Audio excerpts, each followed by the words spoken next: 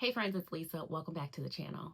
If you are new here, I am a homeschool mom. I've been homeschooling for about 7 years now. My husband and I have 3 kids. We have a senior in high school who was previously homeschooled. We enrolled him in traditional school setting, and then we pulled him out for about 3 years, and then we put him back into high school, which we just felt like was the best decision for him as well as for us. As of right now, I'm homeschooling a fourth grader and a third grader, and they've never been to a traditional school setting, and we love it. And so I'm just going to give you an update on where we are. We actually started school last week. It has been wonderful so far. At the beginning of, or at the week prior to starting school, I was like going back and forth about what curriculum I was going to use for English and for math. I felt like I wanted something different. I wanted to try something different. My fourth grader caught on to reading very, very fast. He was reading very early. But the third grader, it took her a lot longer to learn like how to get the understanding of reading and phonetics and things like that. And so we were going a lot slower. We were going behind the curriculum. But now, since we took that time and we really dedicated just like individual time on making sure that she had every single thing that she needed, now she's doing well and she's ready to roll. So don't be scared to go backwards if you need to, and to go at a slower pace than maybe you see another YouTuber, or maybe you're in a co-op and you see another parent homeschooling family. Just go. That's why we're here, right? We're here to homeschool, to go at the pace that our babies need us. And I did that. And I didn't share that anywhere because it was her business, right? It's her business. It's her story. It's not for me to go blasting everything about what's going on. So there was no shame attached to it, but it's not for everybody to know, right? Everything is not for everybody. And so now we're just moving along from, where we were. We're just continuing. Now, could I jump her ahead? Yes, I could. Am I going to do that? No, I am not. We are going to continue to coast because it's more important. Like these stages, the beginning of learning how to read and understanding sounds and letters and how they work together, these are the most important days of making sure that you set your homeschool on a solid foundation, right? We don't want to build a house on sand. And so making sure that we build this up is really important. And so we're not skipping ahead. We're not jumping through just because we're just not doing any of those things. If we end up going back to our old curriculum, we will pick up where we left off. And if I need to skip a few pages, if I feel like, this is too easy and not challenging enough, we'll do that. But it's at the discretion of myself as her mom and her teacher, and seeing where she is and what she needs. And that's for both of the kids. Like, I'm going to do what's best for them. The numbers and the letters mean absolutely nothing to me. Just making sure that they have a solid foundation and a solid understanding is what is key. And so I could talk about that all day, but I'm going to give you updates. So I decided that I wanted to introduce a different curriculum for them. And so I decided that last minute. I went online and I ordered a brand new English curriculum as well as a math curriculum. I ordered pieces of it. I didn't order the entire curriculum because I want to try it out and see if we like it. And the curriculum video is going to come shortly after this one. So make sure you have your notifications for my channel turned on to all so that you're notified, because usually I don't post 2 videos in a week because I just don't have time to do that anymore. But this one is going to be a back-to-back thing. So make sure you're subscribed, one, and then make sure you turn your notifications on. Weeks prior, we decided what we wanted our schedule to look like. And when I say we, it was me and the kids. And we decided, like, this is the time that we're going to wake up for them. Like, this is the time that they wanted to wake up. This is the time that they wanted to have breakfast. And, they want to start school at this time. And I just simply was there to, encourage whatever it is that they wanted to do, because it was important to me that they made a commitment on things that they felt like they were capable of doing. And it wasn't that I set their schedule for them. Like, this is their schedule that they agreed upon. And so that'll come up later on, I know, in the school year. So I allowed them to take control and have full autonomy over their schedule. And they came up with a great schedule. In that, we also came up with a bedtime schedule. So they also have their bedtime schedule that they decided on themselves. What time does the TV go off in your room? What time do you need to be asleep by? Like, what time TV off is at this time? Like, we're trying to fall asleep at this time so that we can get up. They were involved in all of that. They decided how many hours of sleep. Like, this is the recommended hours of sleep. This is what you need, kind of a thing. So, of course, as a parent, I wasn't going to let anything ridiculous happen, but they nailed it. Okay. They nailed it. And we're right on schedule. So because they were excited about it, it was easier for them to follow their schedule as of last week. I used to be a rhythm and not a strict schedule mom here on YouTube, and I still am in ways. However, they are now of age to where they need a little bit of structure. They do. In my opinion, like in our household, they do need some type of structure. We're not unschoolers, and that's just the truth. We're not unschoolers, and I need time for myself for the rest of the day. So school can't go all day. I can't do it. I don't have it in me. Start school generally at 9 a.m. And last week we were done with school by 1 o'clock. Technically we were done by 12:30 because we had lunch at 12:30. So by 12:30 we were done with school. And the grace that I have is till 1 o'clock. And so that was fantastic. It felt amazing. Like, we all felt good that we weren't like stretching school out until 3 and 4 o'clock. If you do, that's your thing. I'm not saying that anything bad, but I needed to cap it. It had to have a cap. That was one of the things whenever I evaluated our previous years and try to take into effect like what was working and what wasn't working.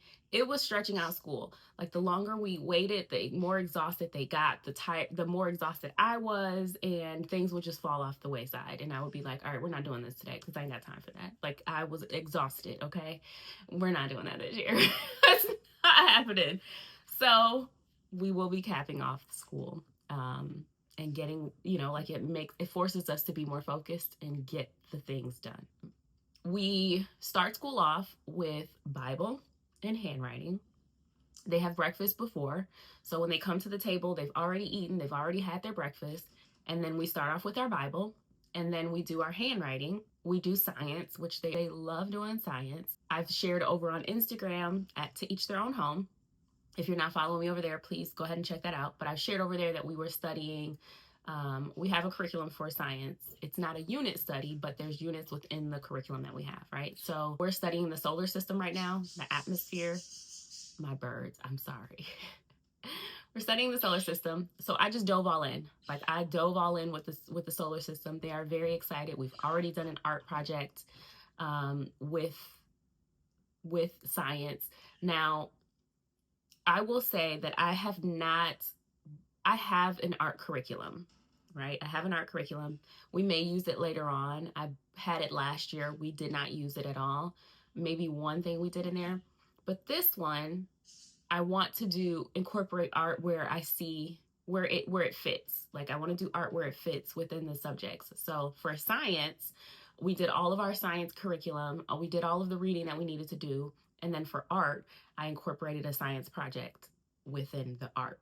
So science was like a double block for one day, but it was because part of it, we did our actual science work. We did our reading and like researching and things like that. And then we did that. So we're going to see how that goes. I don't know what it's going to be moving forward, but just for now, we'll see how that goes. But it was wonderful to do that because we got to read about it and do all the researching and flipping through books, and then they got to like have a hands-on experience, and it was wonderful. As far as the schedule, we have Bible, handwriting, and then we have science, and then we have math, English, history, and social studies. We're utilizing the subjects to create art projects. That's how I'm going to incorporate art this year. I will keep you guys posted throughout the year and let you know how it goes, but so far so good. Last week we did science, and last week we started our science curriculum, which I shared over on Instagram. It is a full curriculum, but it's broken up into units, and so we are now studying the solar system. And so as of yesterday, we created a solar system. So for art, they made their own solar system. It was wonderful. They had a lot of fun. And I'll share that with you guys whenever I am going to do day in the life with school. So I'll share that with you guys at some point. So we did that. And then we also created a solar system on the ceiling. So the kids have planets on our ceiling, and it just worked out perfectly. Science is not every day. We do science on Mondays, Wednesdays, and Fridays, and then we do social studies on Tuesdays and Thursdays, and then we do history on Tuesdays and Thursdays as well. So it's wonderful. And that's it. That's really it. Last week was great. The kids have they have their planners that I've mentioned. The planners have been working out really well because they are able to, like, they can visually see the plan that I have. So I have my lesson plan of things that I want to get done. The kids have the same thing in their planners. Like, I have the pages that I'm going to be reading and the pages that they're going to be doing. But the kids have the pages that they need to complete for each lesson. And so it's holding them accountable, and it's working out so well. I don't, like, as much as I want to say I wish I would have done this sooner, I don't think I could have, because I feel like they were too young to both be able to do it. Jace would have been able to do it. My oldest, my fourth grader, he would have been able to do this in third grade. But my then second grader, she wouldn't have been able to do that because we were still working through some things. And so this year, they both can keep up with their planners. They both can read their planners. They both are, like, able to go and see what we're going to be doing next, what we have remaining, things like that. So it's wonderful. We have been taking Mondays to fill out our planners in pencil to hold ourselves accountable, but the pencil has an eraser, right? And so it's okay if we need to, like, erase a number and, write in a different book or whatever the case is. I'm giving myself grace in that category, but it's working out so well, and I'm very, very happy with it. And so I think that's it. Yeah, I think that's it. I don't have anything else. What keeps me going is some people won't do school on Saturday because they are. We spent more time trying to, like, go backwards in order to be able to move forward and keep them on track. In my head, I do not want to do weekend school. I don't. I've always been like, no, I'm not doing it. However, life happens. And so if we need to do something on Saturday morning, we'll do that. It won't be a lot, but we will do that. And that holds me accountable for completing school through the week. Trust me, there's nothing more than, like, there's no other fire that I can light under myself than thinking that I have to get up on Saturday morning and do school. It's like, girl, no, we're not doing that. Get up, get the school done, just do it. And so, yeah, if it comes down to it, that's how I'm holding myself accountable. Now, previously, I gave myself so much grace. I do think that sometimes we can overdo it. We still need to be held accountable. Because I live in a state that's very lenient on schooling, it's easy to just say, like, okay, we're just not going to do that. But the kids, like, I have a high schooler now who is applying to colleges. It is very important that they are prepared and they're ready to go. And so, do I think my kids will be? Absolutely. They're going to be ready. Cameron has dual credit already. Like, he has college credits in high school. So I'm not worried about that, but I still need to hold myself accountable. You don't want to put yourself on this pedestal and then you're struggling at the last minute. So we're doing really well. It's hard now because I feel like I don't have a lot of, before I had a lot of social media friends that were homeschooling. I don't have that a lot anymore. A lot of my friends are not creating content on social media anymore. And so, I don't have, like, this community online that I can go and, like, get ideas, bounce ideas off of, or even, talk to a lot for that matter. But I have you guys. And so I'm very grateful for that. Although you guys aren't necessarily content creators, like, you get it. You're there, you're homeschooling. We're creating this community here, and I'm very grateful for you guys. So thank you for being here. I did gain, some subscribers. I hope that you enjoy yourself here. I hope that you feel comfortable commenting and just creating dialogue in the comments with myself as well as with each other. There are some comments that I do need to go back and respond to that really touched my heart, and I read them, and I didn't want to give you a short response. So I will go back and I will respond to you with a proper, thorough reply. But yeah, look out for the next video, which is going to be the curriculum choices that we have for this upcoming school year. I don't plan the entire year. I don't plan from now until the end of May or beginning of June. I plan half of the year at a time. And so this is the curriculum that I plan on using from now until January. And then I'll make changes if necessary. I try to stick with it and make adjustments if I can. But if I can't, then we just, we pull in something else. Very gently, though. It's a gentle pull. We're not like, I don't just snatch the whole curriculum.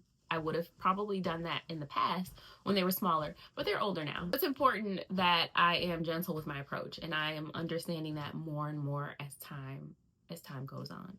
I don't think there's anything else. If you guys have questions for me, leave them in the comments below. Follow me over on Instagram. I do have a TikTok account too. I don't post there often, but I have a TikTok account. You can follow me over on Instagram.